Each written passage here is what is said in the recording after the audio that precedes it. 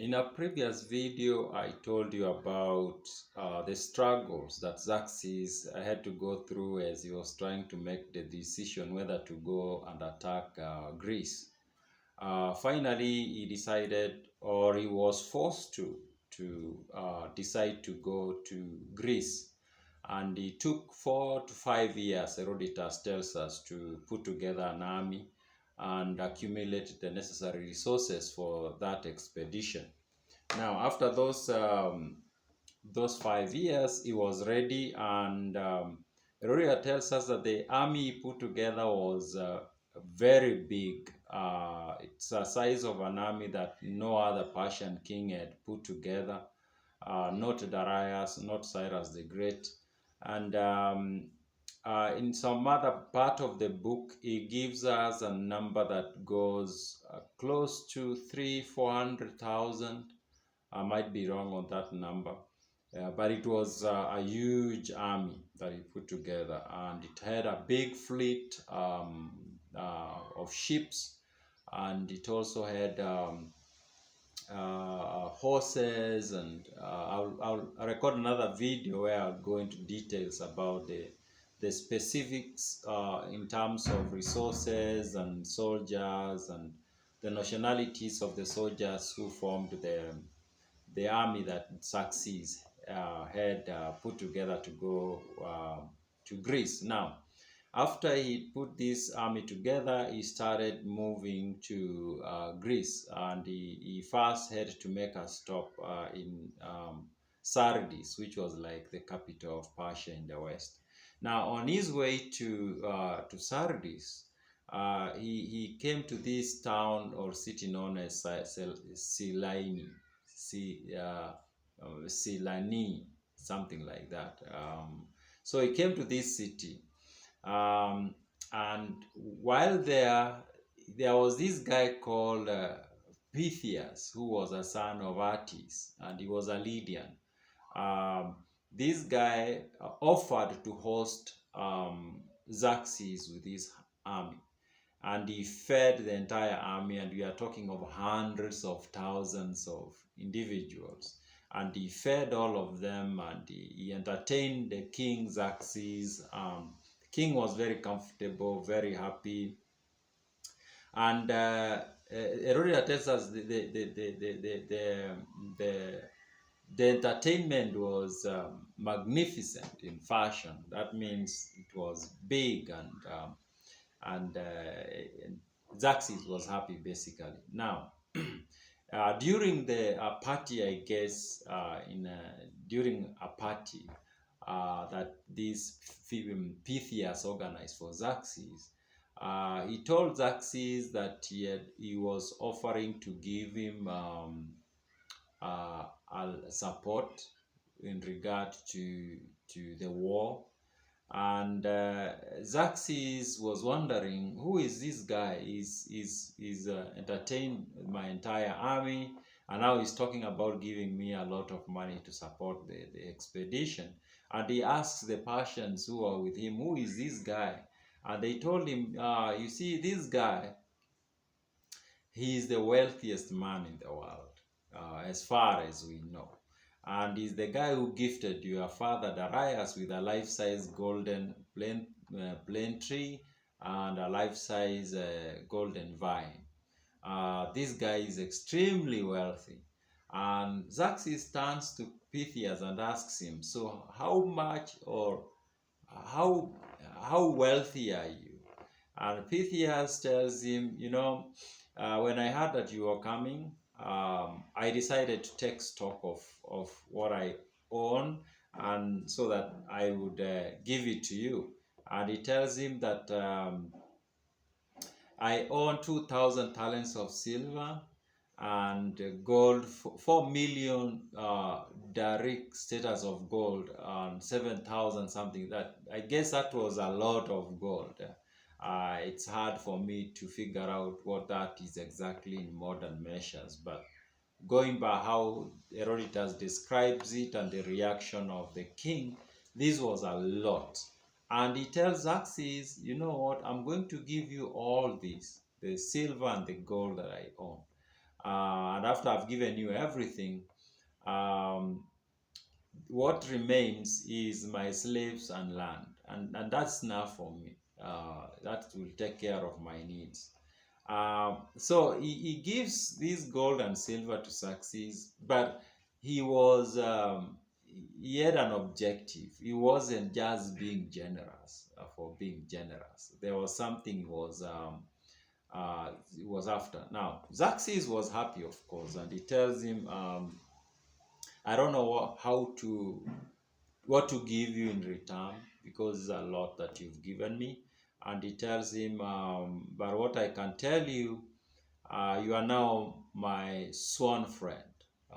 You are now my sworn friend from this day, and in future maybe I'll do whatever I might find that is necessary for me to do for you."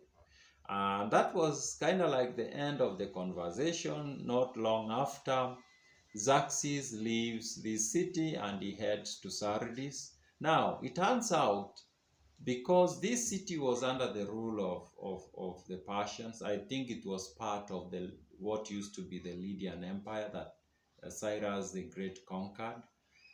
It was expected that all men of a certain age, I would say adult men had to go to join the army of Xerxes. It was like it was expected of every man, every adult man, to do that, or every man. Yeah. So this Pythius had to join the army, and he joined the army of Xerxes alongside his 5 sons. They joined the army, and now they start marching towards Greece. Xerxes is moving towards Greece. Xerxes reaches Sardis with his huge army. Another thing I should mention, just to maybe Herodotus tells us as a way to show us how big this army is. He tells us that most rivers that the army was crossing, they became dry because of the animal drinking water and the army collecting the water for use. So that was a huge army.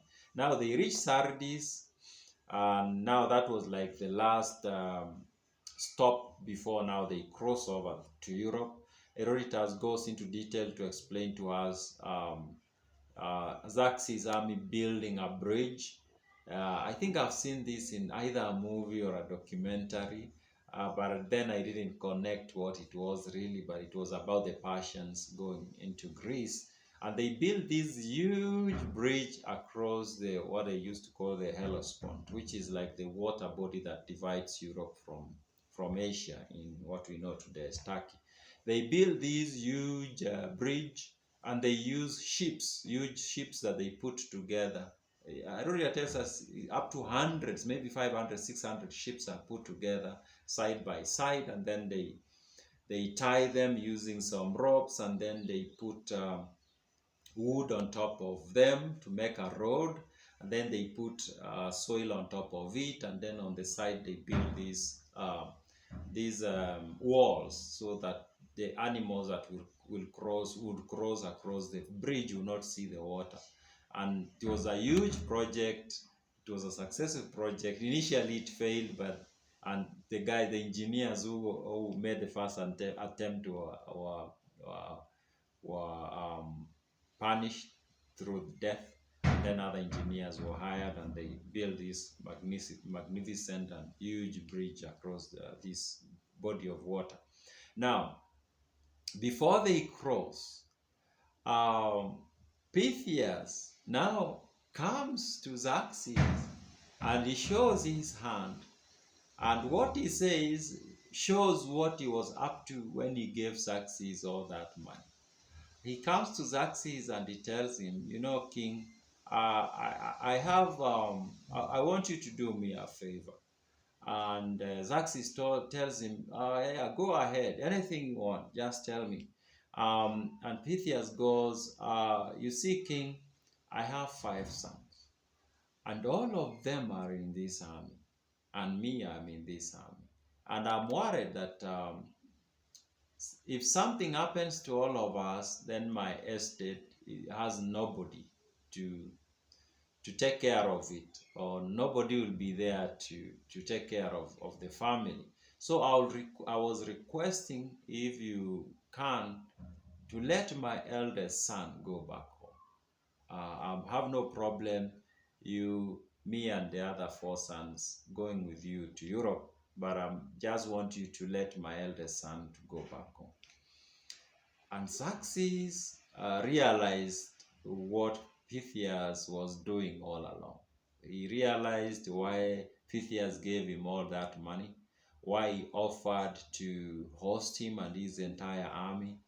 And I don't know, maybe Xerxes would have said, okay, I'm going to do that. But Xerxes tells him, why do you tell me that while I myself am in this army with myself and my brothers and my own sons are here, and like people who are closely related to me are here, all of them, except my wives and women in my family. The rest of the people, wives and kids, are the ones who will remain back home. But the rest of my family are here. And now you are telling me you want me to let your son go? And he was like, that's not going to happen. What is going to happen? I want your son to be brought here. And the son was sought out, was looked for among the army, and he was brought before Xerxes. And Xerxes ordered him to be basically murdered or killed. He's killed, and his body is split into two equal sides, and one is put on this side of the bridge, and the other on this side of the bridge, and then the army crosses across. So Pythius failed in his scheme to avoid going to war with the entire of his family, and he lost his son. Now, I don't know how the war turned out for the family specifically, because I don't think Herodotus does come back to tell us what happens to Pythius and his other four sons. But he failed in bribing Xerxes with everything that he owned in terms of gold and silver.